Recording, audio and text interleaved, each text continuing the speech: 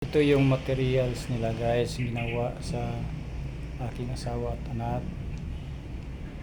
Ayan, mga passiwire, bulaklak, flowers, bouquet. Ito guys, wala pa natapos, hindi pa ito tapos. Alam nyo guys, gagawa sila nito, matulog sila sa 11 ng gabi, tapos yung anak ko galing pa sa trabaho, gumagawa sila nito. Ayan, mahirap to gawin guys, gumawa ako nito pero hindi ko marunong. Sila easy lang sa kanila. Yan guys, oh. Yan, hindi pa natapos pero mayroon na silang tapos ginawa na passiwire, flowers, bouquet. Yan guys, oh. Ito yung materials nila. Yan, ginawa nila, hindi pa ito tapos.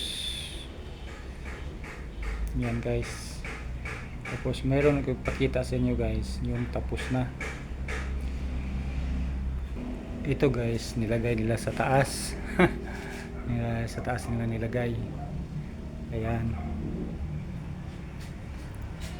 sa sampayan, tapos nilagyan nila ng yung sampayan, screen na metal, tapos doon nila nilagay sa taas para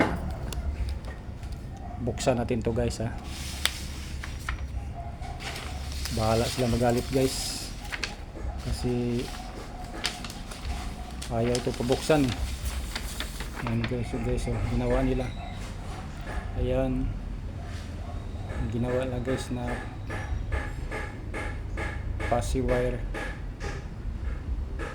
Ayan guys, so yan ang ginawa nila.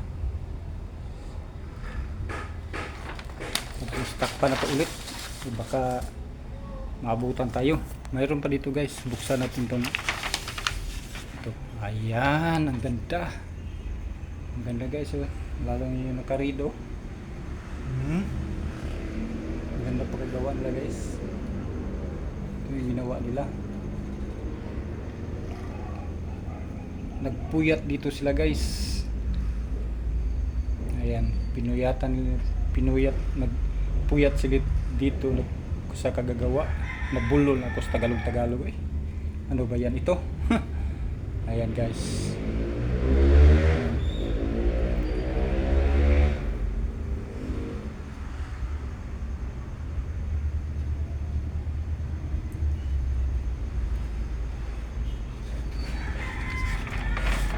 takpan natin ulit.